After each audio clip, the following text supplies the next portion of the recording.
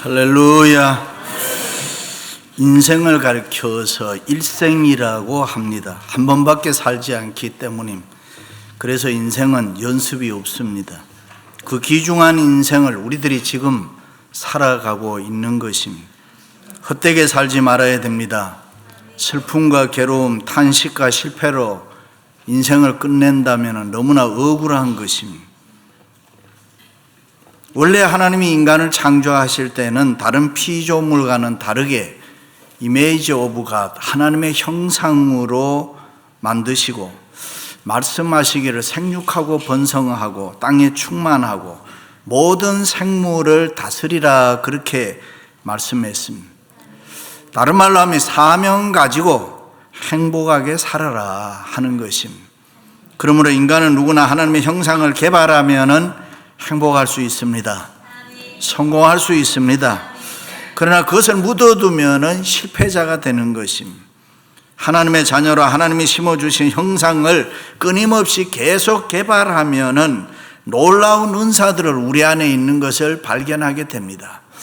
나도 이렇게 잘하는 일이 있던가, 자신도 놀라게 됩니다. 그렇게 되기 위해서는 무엇보다도 먼저 우리의 생각을 좀 바꾸어야 됩니다. 매사에 있어서 부정적인 생각에서 긍정적인 생각으로 바꿔야 되는 것입니다. 할 수 없다는 생각을 할 수 있다는 생각으로 바꾸어야 하는 것입니다. 믿습니까? 그렇습니다. 예수 그리스도를 믿는 우리들은 예와 아멘의 신앙으로 하나님을 향해서 항상 꿈꾸는 자가 되어야 합니다. 꿈을 가지고 믿음으로 기도하는 사람 되시기를 축원합니다. 그래서 바울은 내게 능력 주시는 자 안에서 내가 모든 것을 할 수 있느니라. 예수님께서도 할 수 있거든이 무슨 말이냐? 믿는 자에게는 능치 못한 일이 없느니라. 네. 그렇습니다. 하나님을 믿는 사람은 나는 할 수 없다는 생각을 할 수 있다는 생각으로 바꾸어야 합니다. 나는 안 된다는 생각을 나는 된다는 생각으로 바꾸어야 하는 것입니다. 내 생각을 바꿀 때, 내 사고의 전환이 이루어질 때 내 안에 있는 하나님의 은사가 나타나고 하나님의 능력이 내 생활 속에 역사하는 줄로 믿습니다. 그렇습니다. 우리가 믿는 하나님, 이 하나님은 도대체 어떤 분이십니까? 천지 만물을 창조하신 창조주다, 우리는 그렇게 알고 있습니다. 또 믿고 있습니다. 지금도 인간의 생사하부 흥망성쇠 성세를 주장하시는 역사의 주관자시다. 믿습니까? 그러므로 역사의 시작도 하나님이 하셨고 역사의 끝도 하나님께서 마치실 것입니다. 그리고 이 세상의 모든 것이 하나님의 능력과 지혜와 경륜과 섭리를 따라서 하나하나 질서 있게 움직여 진행되고 있습니다. 그런데 하나님은 그 모든 것을 사람을 통해서, 저와 여러분을 통해서 하고 계신다는 사실입니다. 믿습니까? 본문에 나오는 느헤미야라는 사람이 어떤 사람입니까? 한마디로 자기가 하고 싶은 예루살렘 성벽 재건을 힘들고 어려웠지만은 믿음으로 한 사람입니다. 역사를 살펴보면 주전 586년에 예루살렘 성이 함락될 때에 그의 할아버지와 온 가족이 바벨로니아로 포로로 잡혀갔습니다. 그러면 느헤미야는 바벨론에서 태어난 포로 2세, 3세 정도가 되는 것입니다. 그러나 그러한 불행한 환경에도 불구하고 그가 가진 인격적 성품과 영특적 기질과 순발력이 있는 자질과 그리고 믿음으로 말미암아 이방 땅에 살았지만 바벨로니아에서 왕의 음식을 관리하는 술관원이라는 직책에 오르는 성공을 하게 됩니다. 그때 메세파사의 왕이 누구냐? 아닥사스다. 그가 머무는 궁은 수상궁이라 그랬습니다. 미국의 대통령이 머무는 곳은 화이트하우스라 그러고 한국의 대통령이 있는 곳은 청와대라 그러는데 아닥사스다 왕이 머무는 곳은 수상궁이라. 고고학자들에 따르면 왕이 머무는 이 수상궁은 금은 상아로 지었다. 대단히 아름답고 웅장한 궁전이었다 했습니다. 거기에 지금 느헤미야가 포로 3세지만 2, 3세지만은 출세해서 함께 살고 있습니다. 그런데 어느 날 유대인 하난이라는 사람이 자기의 조국 예루살렘을 다녀와서 하는 말이, 자기의 조국이 환난과 핍박 가운데 있고 예루살렘 성이 해파되었다 하는 이야기를 듣습니다. 그 소리를 듣고 느헤미야가 마음 아파합니다. 비록 자기는 이방 나라지만은 왕의 측근에서 부귀영화 누리며 자기의 위치에서 현재 만족하게 살 수가 있었습니다. 그러나 느헤미야는 신앙의 사람이고 믿음의 사람이었기 때문에 자기만을 위한 삶을 살 수가 없었습니다. 민족과 국가를 생각했습니다. 황폐한 예루살렘 성과 고난당하는 자기 민족을 바라보면서 가슴 찢어지는 아픔을 안고 하나님 앞에 기도하고 있습니다. 그리고 하나님이 지금 자기를 향해서 어떤 계획과 뜻을 가지고 계실까 찾기 시작합니다. 마침내 그는 예루살렘 성을 재건하게 됩니다. 할렐루야. 사람마다 인생을 살아가면서 여러 가지 일을 합니다. 특별히 하고 싶은 일을 자기가 하기도 하고, 또 어떤 때는 갑자기 하기 싫은 일도 해야 되는 그런 일들을 만나기도 합니다. 큰 일이든 작은 일이든 거기에 대한 정의는 사람마다 조금 다를 수가 있습니다. 내게 있어서 큰 일이 다른 사람들에게는 별로 작은 일일 수도 있고, 다른 사람들이 큰일이라고 해도 내게는 작은 일일 수가 있습니다. 좌우간 우리가 인생을 살아가면서 개인적으로나 가정적으로나 직장이나 사업이나 교회나 민족이나 국가나 내 개인적으로 하고 싶은 일이 있습니다. 현재 느헤미야 위치에서 보면 그가 하고 싶은 일, 이 예루살렘 성을 재건한다는 것은 불가능한 일이었습니다. 그러나 느헤미야는 예루살렘 성을 재건했습니다. 할렐루야. 그러면 느헤미야가 어떻게 하고 싶은 예루살렘 성을 재건할 수가 있었습니까? 첫째는 기도했습니다. 하늘의 하나님 여호와 주여 구하오니 귀를 기울이사 종의 기도를 들으시고. 느헤미야는 기도를 알았습니다. 기도의 힘과 기도의 능력과 기도의 권세와 기도의 영광을 알았습니다. 인생이 어떻게 살아야 보람되고 가치 있는 위대한 삶을 살 수 있나 하는 이 비밀을 알고 있었습니다. 어떻게 해야 성공할 수 있고, 어떻게 해야 형통할 수가 있고, 어떻게 해야 이 불가능한 일도 할 수 있고, 어떻게 해야 내가 하고 싶은 일을 할 수 있느냐, 그것은 기도밖에 없다고 믿었습니다. 하나님의 손에 붙들려 크게 쓰임받은 인류 역사를 움직여온 사람들은 다 기도하는 사람이라는 것을 알았기 때문에 느헤미야는 예루살렘 성 재건을 위해서 제일 먼저 기도했던 것입니다. 형식적인 기도 아닙니다. 때로는 금식했습니다. 전심전력을 다해서 기도했습니다. 자기의 영혼과 마음의 심장을 담아서 간절히 기도했습니다. 하루 이틀 하고 만 거 아닙니다. 계속 기도했습니다. 응답받을 때까지 기도했습니다. 할렐루야. 왜요? 자기가 하고 싶은 일을 해야 되기 때문에. 그 기도의 내용이 뭡니까? 왕의 허락을 받아 예루살렘으로 돌아가 황폐한 성을 중건하게 해달라는 기도입니다. 다시 말해서 기도의 가장 중요한 내용은 이 왕의 마음을 움직여 변화시켜 달라. 하나님 왕의 마음을 주장하사 내가 들어가서 말할 때에 내 뜻에 내 말에 동의할 수 있도록 하나님이 그 마음을 다스려 주옵소서 하는 기도였습니다. 얼마나 한결같이 기도했으면은 느헤미야가 왕 앞에 들어갔을 때에 왕이 내가 원하는 것이 무엇이냐라고 물었습니다. 그리고 느헤미야는 바로 대답한 것이 아니라 기도의 삶이었기 때문에 먼저 하나님께 묵도하고 마음으로 묵상 기도를 하나님에게 하고. 할렐루야. 역사에 보면 아닥사스다 왕은 고집이 세서 남의 말을 잘 안 듣는 사람이었다. 잘못 이야기 꺼내면 불호령이 떨어지고 처형까지 받을 수 있는 무서운 사람이었습니다. 실제로 에스라서에 보면은 예루살렘 성 건축 문제로 시비가 많이 붙었습니다. 왕에게 상소장을 보내서 예루살렘 성을 재건하면은 왕의 나라가 위협을 받습니다. 이런 투서들이 많이 들어왔단 말이죠. 느헤미야보다 먼저 예루살렘에 돌아온 사람들 가운데는 이 예루살렘 성을 다시 재건하자, 건축하자는 운동이 있었습니다. 그것을 보고 왕 주위에 있는 정치꾼들이 그것을 못하게 했습니다. 그래서 그 소리를 듣고 무력으로 그것을 막았으므로 인명피해가 많이 일어났겠지요. 아닥사스다 왕에게는 예루살렘 성은 도저히 있을 수 없는 일이었다.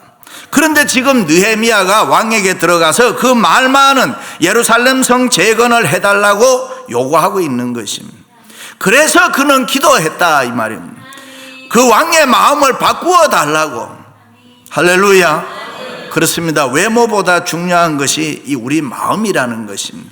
사람은 심성이 좋아야 됩니다. 아멘 안 해요? 인간성이 좋아야 됩니다. 할렐루야. 어떤 믿음 좋은 여집사님이 자기 남편이 하는 말 하는 일이 항상 마음에 안 들었습니다. 왜냐하면 자기는 그렇게 살지 못하면서 언제나 다른 사람을 헐뜯고 교회를 비판하고 좋은 소리 한번 안 하고 항상 삐딱한 인간성이 나빴습니다. 그래서 어떻게 할게요? 밤마다 가슴에 손 얹고 안수했다 그러잖아. 심보를 똑바로 쓰라고 이렇게 마음보를 고쳐달라고.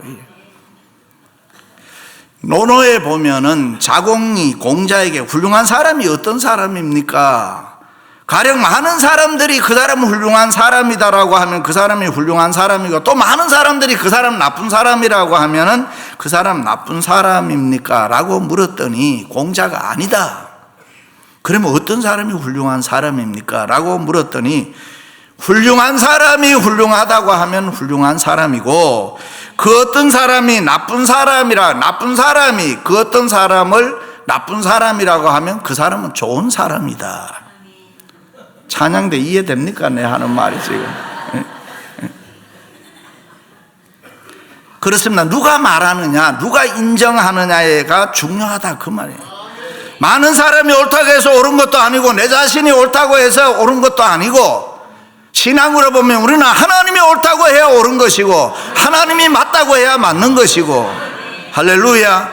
그래서 교회는 인본주의가 되면 안 되고 신본주의가 돼야 됩니다. 항상 하나님 중심, 말씀 중심이 되어야 할 줄로 믿습니다. 현대 기업에서 흔히 하는 말이 있습니다. 기업 경영에 있어서 인간 경영은 불가분의 관계라 그런. 훌륭한 기업 경영을 위해서는 인간 경영이 전제되어야 한다. 다시 말해서 사람이 열쇠라는 것입니다. 사람을 어떻게 다루느냐, 사람을 어떻게 움직이느냐, 거기에 따라서 성공할 수도 있고 실패가 결정된다는 것입니다. 그래서 현대 심리학이나 경영학은 사람 관리에 있습니다. 그런데 여러분, 성경 하나님의 말씀은 그것을 세상 방법이 아닌 하나님의 방법으로 가르쳐주고 있는데, 그것이 뭐냐 하면 그 방법이 기도인 것입니다. 그렇습니다. 우리는 기도함으로 사람의 마음을 움직일 줄로 믿습니다. 어제도 결혼식을 했습니다. 결혼할 때 보면 가끔 신부 측에서 하는 말이 있습니다. 결혼해서 3년 안에 남편 마음을 꽉 잡아야 된다. 그렇지 않으면 일생 동안 고생한다. 그래, 여러분, 남편 마음 꽉 잡았습니까? 그게 그렇게 쉽던가요? 남편 마음, 아내 마음, 자녀 마음 잡는다는 게 그렇게 쉬운 일인가요? 아니잖아요. 그러나 우리는 하나님 앞에 기도하면은 잡을 줄로 믿습니다.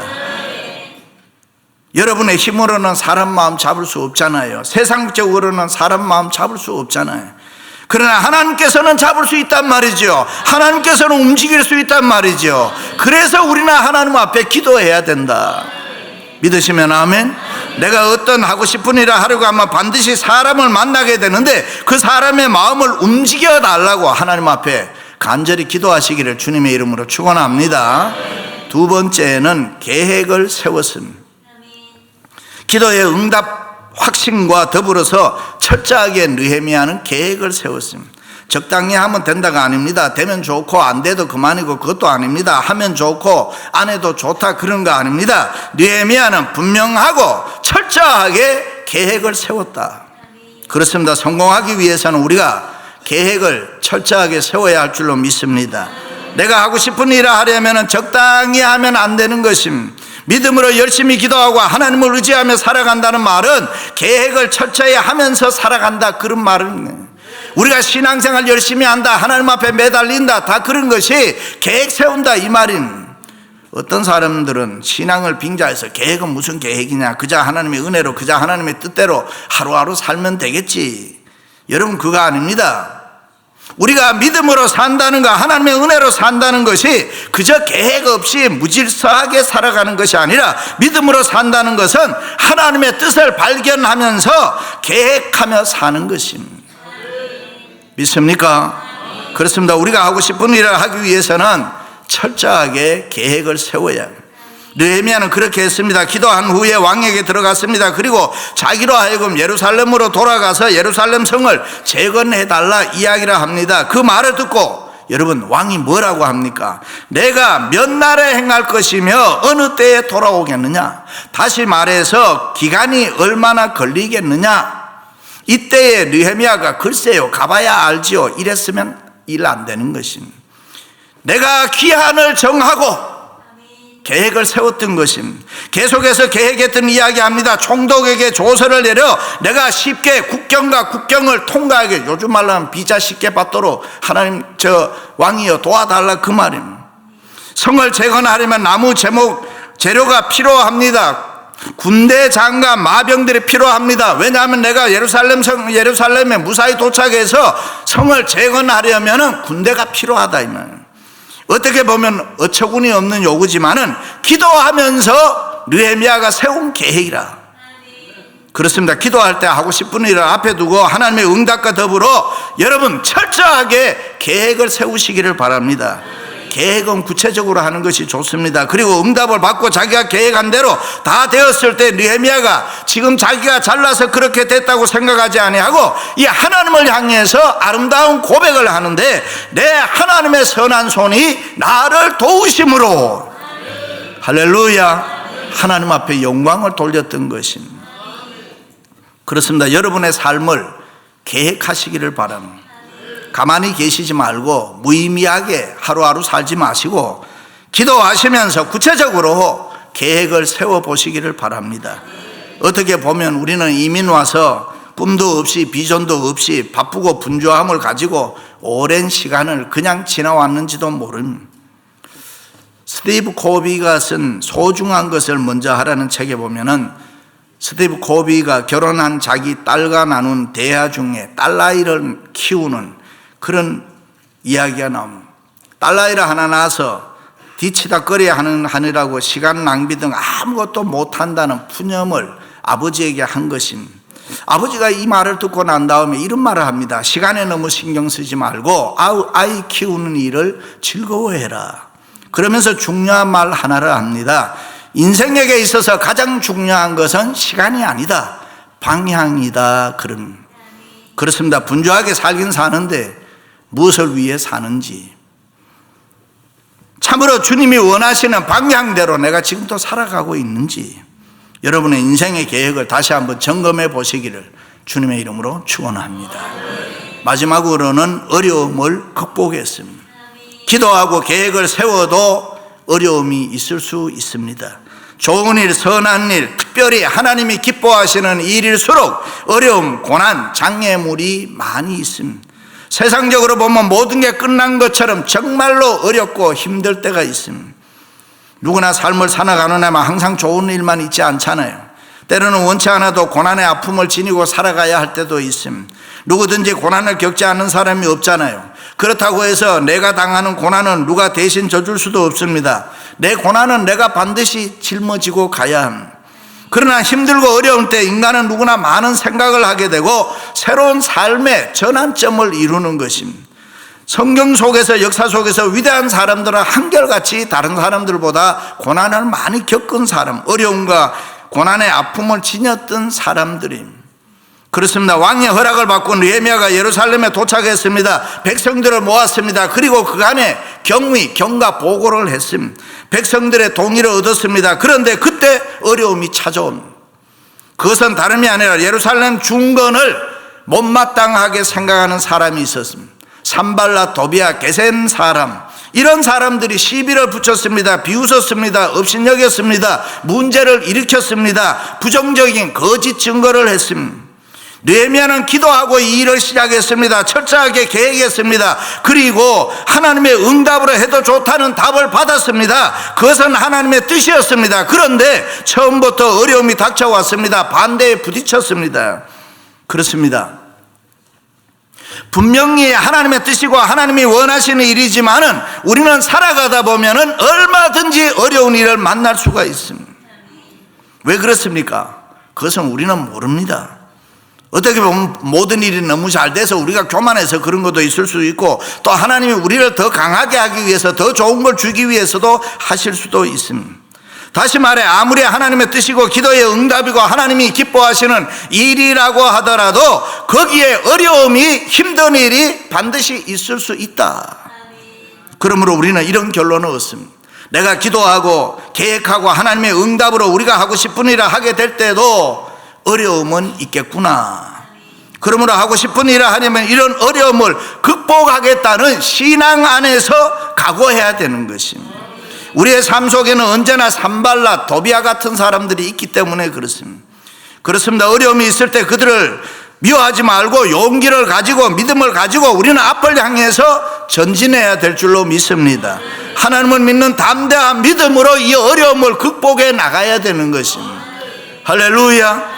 공중에 나는 새도 하나님 허락 없이는 떨어질 수가 없고, 들의 백합화가 어떻게 자라느냐, 우리의 머리카락까지도 세신 바 되시는 하나님께서 우리를 지키신다는 이 담대한 믿음을 가지고 힘들고 어려운 일을 우리는 극복해 나가야 될 줄로 믿습니다. 할렐루야. 그렇습니다. 힘들고 어려운 때일수록 우리에게 필요한 것이 이 담대한 믿음인 것입니다. 하나님 바라보세요. 하나님 의지하세요. 하나님께 도와달라고 매달리세요. 하나님께 부르짖으세요. 하나님이 도와주시면 됩니다. 하나님이 은혜 주시면 됩니다. 할렐루야. 그렇습니다. 힘들고 어려움은 또 다른 축복의 새로운 사인인 것입니다.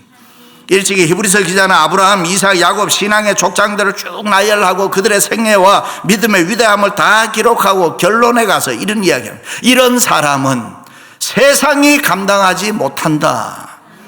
그렇습니다. 믿음의 용기가 있을 때에 우리는 하나님의 능력을 체험할 줄로 믿습니다. 예수님께서도 십자가의 고난 보시고 비겁하게 도망 안 갔잖아요. 용기 가지고 십자가 지셨습니다. 그 신앙의 용기로 말미암아 하나님의 능력과 권세와 부활과 승천으로 이어지는 복을 누리는 것입니다. 할렐루야. 사랑하는 성도 여러분, 여러분의 이민사를 다시 한번 써보시기를 바랍니다. 먼저 기도 많이 하시고 계획을 철저히 세우시고 어려움을 극복해서 여러분이 하고 싶은 일들을 마음껏 할 수 있기를 주님의 이름으로 축원합니다.